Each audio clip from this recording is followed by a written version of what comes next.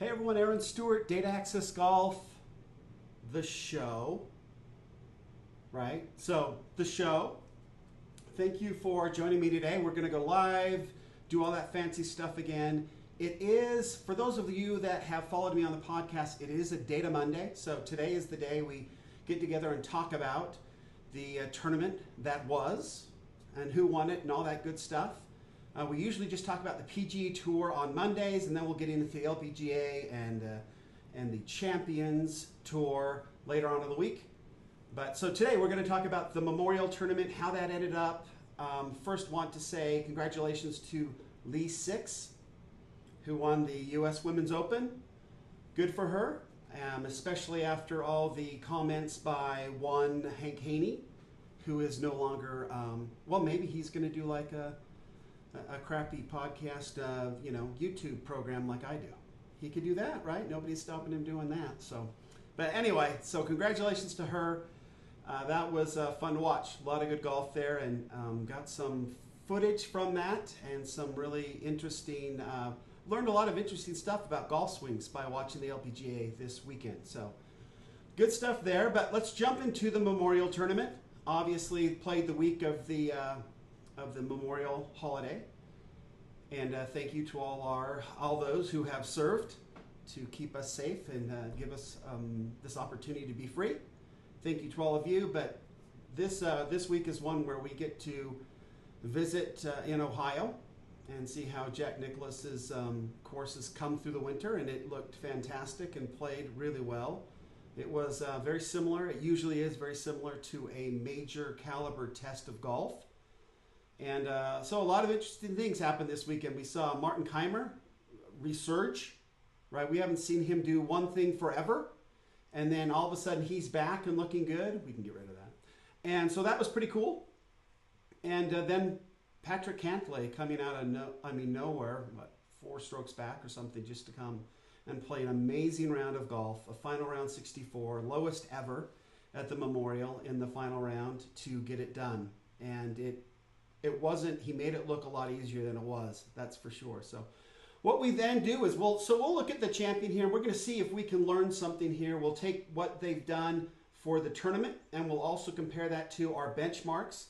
And our benchmarks, for those that are getting just to join us, are those we've basically looked at the PGA Tour averages from 2018, and we've created a very reasonable set of benchmarks that we can use to compare our game. And that's essentially what I've been using to build out this app that will be out hopefully sooner rather than later. Had to make a few more adjustments to it just to make sure that it's as helpful as possible and as simple as possible to use. There's so many golf apps out there right now that are just so convoluted and confusing. It takes 5 minutes when you walk off a green to get all the data in there. I didn't want that. I wanted something that you could just have, you just use your thumb and hit a few things, and then you get the information that you need to get your game better.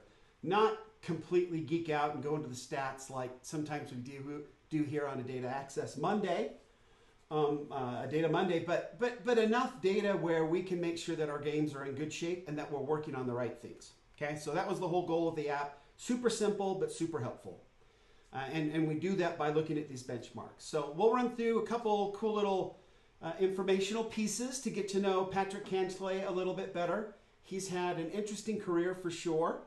So we'll talk a little bit about that. Then we'll get into the statistics, and we'll look at the money and see how he compares now to those that have made a lot of money over the years on the PGA Tour. So let's jump right in. Now, normally, when it was the podcast, I would just look at these super hideous spreadsheets that I would fill out in the morning or at night when the tournament was over. But because now we are on video and going live and doing the YouTube and all that, I've tried to create a quick and dirty sort of presentation, kind of a whatever thing that hopefully makes the data interesting to look at as well as I talk about it. So those that are on the podcast will just still have me talking about it, and those who decide to go and watch the show on YouTube or here at Facebook Live in the video section on our page. And please subscribe to our Facebook page, our YouTube page, our podcast. Follow us on Instagram. We're doing a lot of fun stuff on Instagram right now. So either one of those places, search for Data Access Golf, you'll find us. But, so I am going to throw up on the screen now, or at least put on the screen now, a series of screens, and we'll talk about the data that mattered and got it done for Patrick Cantlay. So let's do that now, right here. And I used, you know, there's this, I did this little intro that I don't like. I'm getting another intro done that will be better. And normally on the podcast, I apologize. On the podcast, I normally say something like, Patrick Cantlay getting it done at the memorial. Let's check out the data that matters and see how he got it done. Let's tee it up. And then we'd play some sort of music, and then we'd go in. I'll try to get back to that once I get this video back from a gentleman in Pakistan who has been working very hard for me to get a new video intro done. And it looks really good. I just had a couple little changes, and so should have it by the next one, whatever that is. And then I'll try to get back into the swing of things so the podcast folks aren't confused by the video throws me off and I don't really remember to do all that. Where podcast, I had 120 of them down. I got pretty good habit going. So anyway, let's just jump right in to look at these videos. So you look at these screens so you don't have to watch me talk anymore. So we'll bring that up really quick now. So hopefully you can see that. I'm going to get rid of that so we don't have to look at this anymore. Oops, not that one. Oh, not that one, that one. Okay, we're good. Okay, so a couple quick facts about Patrick Cantlay. He was an amazing amateur golfer. He was ranked #1 in the world for 55 weeks, over a year, as the #1 amateur in the world. He won a few awards. Well, let's see. As far as the PGA Tour goes, he's won at the Shriners Open last year, in 2018 at the start of the year, right? And then has won the Memorial this year. Kind of cool. He has also won the Jack Nicklaus National Player of the Year Award when he was at UCLA. He played 2 years and then left school and to try to make it out on the PGA Tour. He also won the Haskins Award, which is the top amateur award.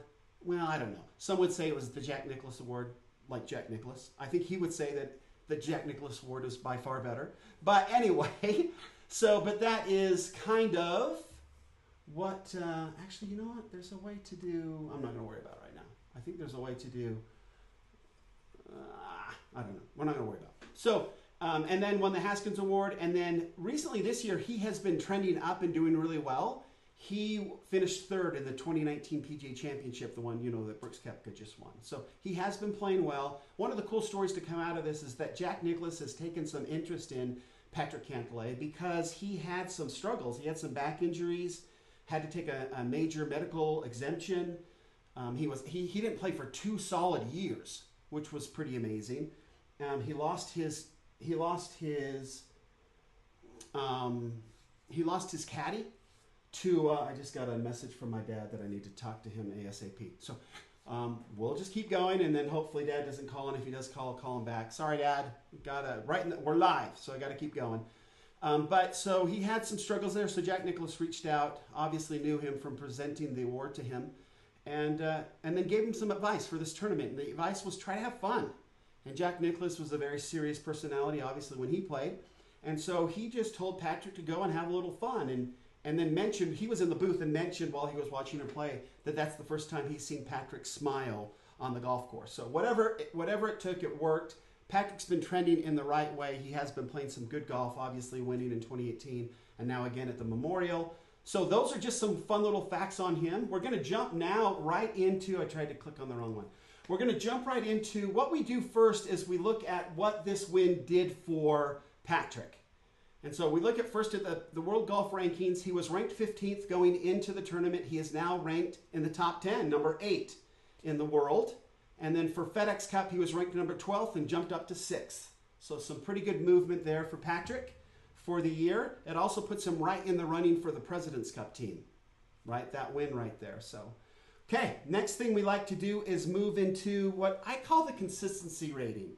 And what this consistency rating, how we get to it is we look at how many tournaments they've entered and how many cuts they've made, and then that gives us a consistency number. So in the case of Patrick Cantlay, you'll see over underneath consistency rating, he has been in 78 events and he has made 63 cuts, which is pretty amazing that, 2 years he didn't play. and he's such a talent. And his consistency rating is 81%. And so you can see here I have this consistency scale listed over there. And this is something that's just me. It's something that I've come up with, but I like. And I rate players. I'm always wondering, I'm always trying to figure out how to compare players one to another, right? You hear like a Matt Kuchar, and then you hear like a Jason Day, and you're trying to figure out how they all fit into each other and how good they actually are. And I do that based on consistency. And so we have like a legend category, which is Tiger Woods. He's the only one, and I only really, this year I've only really looked at those who have won tournaments. Okay, so in the legends category is Tiger Woods. He's the only individual who is in the 90% tile, right? He is 91%. He makes 91% of the cut, 91% of the cuts. 91% of the time he makes the cut. I guess that's a better way to say it. And then we have this level that I call elite. And those that have won this year, and they're ones who have made the cut 80% of the time or higher, but not quite 90%, right? So that's Brooks Koepka, Rory McIlroy, Francisco Molinari, Dustin Johnson, Phil Mickelson, Justin Rose, and now Patrick Cantlay with the 81% there. And so I will start displaying this screen from now on. I used to just talk about it. As far as solid players, those that finish in the 70-79 category, J.B. Holmes, Kevin Mitchell, Casey, Paul Casey, those are the guys that have won this year that fit into that category. Good players, Kisner, McDowell, Pan, Palmer, Na, those are the guys that have won this year that fit into that category. And then the card question mark is those that are 59% or below, you're wondering if you had to wonder whether they would be able to keep their card or not, but they have won right now, so they've got some exemptions, so they will keep their card. But anybody who has, makes a cut less than 59% of the time is usually in trouble to keep their card. These three individuals, Connors, Homa, and Kang, actually won, right? So they're going to be okay. But anybody else, when you take their consistency number, if you look at the number of tour events they've been in, and then you divide it by the number of cuts they've made, it will give you a number. And that's how I kind of look at them. So if you're ever wondering how somebody compares to one another, really the quickest and dirty, a quick and dirty way to do it is to just pull up pgtour.com and look at their tournament versus cuts percentage, and that will give you an idea of where they kind of fit in all here. So Patrick Cantlay now he is an elite player. 81% now of his cuts made, and now 2 wins under his belt. So, okay. We'll move into the next portion of our review. This is the benchmark review. This is, again, what the app has been created to monitor for us. And we essentially look at what the player did for this particular tournament versus what they averaged for the 2018 season. And we look at the entire season. It's just the best way to get the most consistent data. Obviously, like a person like Patrick Cantlay and some of the others, they are trending better. And next year, when we look at the 2019 numbers, we'll take those into consideration. So let's look at, driving accuracy for the tournament. Cantlay hit 68% of his fairways. Normally, in 2018, he averaged 62%. So his driver was very kind to him, and Memorial was tough. Now, it was a little softer, but Memorial is a tough place to drive the ball, so 68% is super solid. Our benchmarks for our own game, and really for any player out there, is 55%. If you're hitting 55% of your fairways or higher, then your drive game, your accuracy is tour quality. Don't worry about it. Okay? Don't waste time. Don't sit on the tee. Don't sit on the practice tee and hit a million drivers if your driver's okay. Hit a few. Make sure you keep it up there. But, I mean, golf's like herding cats. So we got to make sure that we're working on, the cats that are furthest away, the ones that have been running the longest. We want to get those and get them corralled back in. The players who hit less than 55% of their fairways, just to let people know, I always get some pushback as, how do I know these benchmark numbers are good? Well, I do that by showing you the types of players who don't hit these numbers quite yet, right? And we've got a Rory McIlroy, Phil Mickelson, and Tony Finau. They do not hit 55% of the fairways, or they didn't in 2018. Okay, so that's how that benchmark fits in. Greens in regulation, Patrick Cantlay hit 69% of his greens in regulation. In 2018, he hit 71%. So he's 2 points lower than his average. But again, Memorial is a tough place to play. and he got the win. So he did very, very well. You'll see in his strokes gained numbers, he did super well, super well. Those who hit fewer than 65% of their greens in regulation in 2018, Phil Mickelson, Jason Duffner, and Patrick Reed, to name a few. Okay, sand saves. Patrick Cantlay was 86% out of the sand. That's a huge number.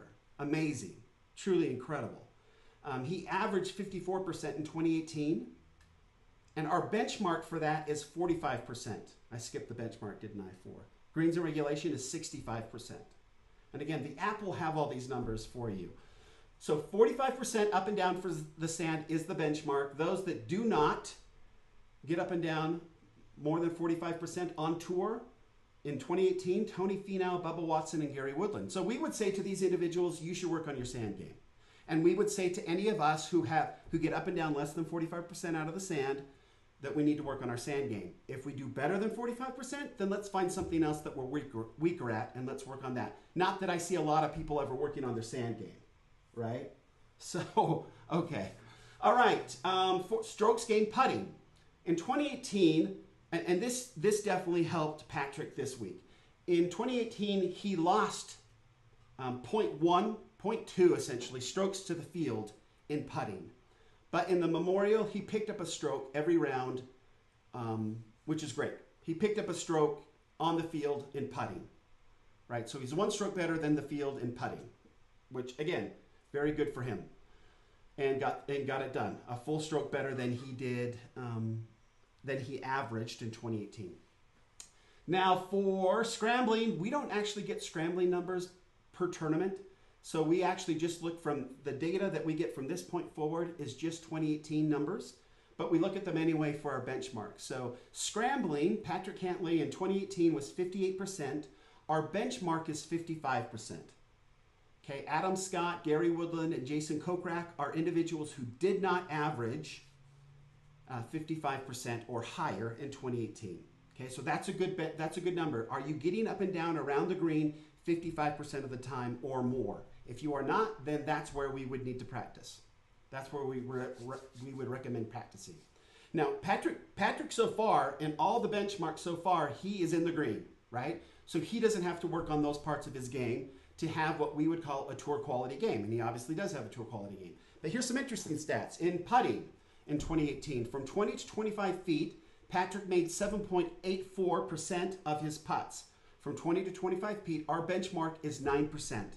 So that is the first place where Patrick did not meet the benchmark. So we would say, okay, 20 to 25 footers, and now you've got 15 to 20 footers. He made 15.70%. Our benchmark is 17%. 10 to 15 footers, he made 33.5%. Our benchmark is 28%. From 5 feet, he made 78%. Our benchmark is 80. So again, we would say, okay, putting seems to be where he struggles a little bit. Putts per round, 29.8 putts per round. Our benchmark is 30, so he's right on the cusp there.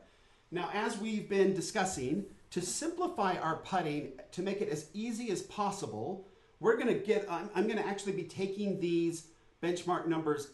We'll probably keep looking at them, but really to practice your putting, if you get to a point where you realize that you're struggling with your putting, and it's really going to be just putts per round, we are going to change how we then work on our putts. And essentially, what we're going to try to do is make sure that we work on, if we have to work on our putting, we're going to focus on 5 footers and in. And we are going to we're going to circle a hole and make 5 footers and in, and practice those ad nauseum. We are going to get so good at 5 footers. We are going to get so good that the hole looks like a trash can, and we are going to get so good at putting from 5 footers, from 5 feet and in, that we are ultra confident. What does that do for us? Well, it's going to help us around the green as we chip to try to get it within. Now we're not trying to hit a hole. We're just trying to get it within a 5-foot circle because we know chances are very good we are going to be able to make that putt. Right? That's awesome. And then on top of that, we want to, and then also when we have long putts, when we have lag putts, so 20, 25 feet and greater, we want to make sure all we're going to have to do is try to get that ball within 5 feet. So after we've practiced our 5-footers and in for as long as we've got, and I would definitely hit some always before you go out and play, right? The putting green's usually right there next to the tee. So hit a few, roll a few putts, and then practice your lag putting. And all we're trying to do with our lag putting is get it within 5 feet. If we can get it within 5 feet and we've practiced our 5 feet and in putts like crazy, we know that we're going to get up and down. That will do more to improve our putting game than really anything else. I think we'll keep looking at these putting statistics just because it's kind of interesting to see how the players are doing. And in this particular case, there are 3 areas in which Patrick could work on his game. But if we go and they'll probably break it down and work on 20 to 25 footers and 15 to 20 footers and 5 footers. But for us, we need to work on our 5 footers and then work on our lag putts to get within 5 feet. If we just simplify it to that much, as amateurs, we don't have time to waste at the golf course putting for 4 hours a day. So this is the best way to do it. This is the most efficient and best way to do it. So work on your in your office, wherever. Let's make sure that 5 feet in, we are solid. We are so confident. Okay, so that's the benchmark review. Patrick Cantlay obviously did really, really well. He putted better than he normally puts. He hit more fairways than he normally hits. He hit less greens in regulation, but that all evens out because there's some greens that are huge out on the PGA Tour. His sand game was incredible at 86%. So we can kind of see how he got it done this week. It was really about off the tee and strokes. His strokes gain, obviously, he won. But the interesting thing about it, I was looking at his stats. He was not first in any strokes gained category the entire week. Adam Scott actually was ahead of him in strokes gained tee to green and strokes gained off the tee. He was ranked first. But Adam didn't do so well in the putting category, and that's where Patrick kind of got him a little bit. Okay, now we're going to move into the money. This is kind of the fun part, at least for me. I think it's very interesting to see how the money changes their lives a little bit. And I've added a new sort of a money per cut number here that we can kind of look at. And this is just for people that have won this year. But again, it's kind of fun to see how this all works out. Obviously, the people that are more consistent make more money per cut, right? You don't make anything if you don't make the cut. So anyway, for the tournament here, the memorial for Patrick Cantlay's victory, he picked up $1.638 million. His score was 269 strokes. So he earned himself $409,500 per day, or $81,900 per hour, assuming a 5-hour round, or $6,089 per stroke, right, for those 269 strokes. Now, for his career, Patrick now has gone over $10 million, almost $11 million. So $10,935,000 is what he's earned over his career. And he has made 63 cuts that we talked about earlier today. So he makes, on average, $173,579 per cut. And where does that rank him then with everybody else? It puts him on the list of winners this year in 11th place, that $173,579. In first place, and again, I just do these numbers when somebody wins. So Tiger Woods leads this list. He has made, his career money is $118 million. He has made 322 cuts. So the amazing thing is that Tiger Woods has made so many cuts, and this number is still huge. He's been doing it the longest out of these 6 people that are on this list, the top 5 for the year, and he still has the biggest number. That's unbelievable. So Tiger makes, on average, $367,000 every cut he makes. Rory McIlroy is in number 2 position. He makes $334,000 per cut. Dustin Johnson, $293,000 per cut. Justin Thomas makes $273,000 per cut. Kind of a surprise there. I didn't expect to see Justin Thomas up there. And Brooks Koepka is in 5th place at $256,000 per cut. Again, Patrick Cantlay moves right in there at $173,500 per cut, and he is in 11th place of players who have won this year. So very cool stuff. And then last but not least, I thought this was sort of interesting. So Patrick Cantlay right now is having a great year. Third at the PGA and now winning the Memorial. But a couple things that I noticed on the PGA Tour stats page is that Patrick Cantlay actually leads in two categories. He leads in scoring average, which he averages 69.164 for his scoring average, and he actually is leading in driving accuracy at 69.20%. So he leads the tour in two pretty important categories, which is kind of nice, kind of cool. So great job for Patrick Cantlay. I've got some strokes gained numbers, but it looks like this show's been going on for quite some time right now. So we'll go ahead and get back to the camera here. So yeah, we're 25 minutes into it. So we'll wrap it up right now, but congratulations to Patrick Cantlay. Hopefully those numbers are helpful to you. Hopefully these benchmark numbers are helpful to you. Just really quickly to review them again. You need to be hitting 55% of your fairways off the tee. You need to be hitting 65% of your greens. You need to be getting up and down from the sand 45%. You need to be getting up and down around the green 55%. And you need to be making about 80% or more of your 5-footers. So practice those like crazy. And then you just have to get a chip or a sand out of the sand, potential sand save, or your first lag putt within 5 feet.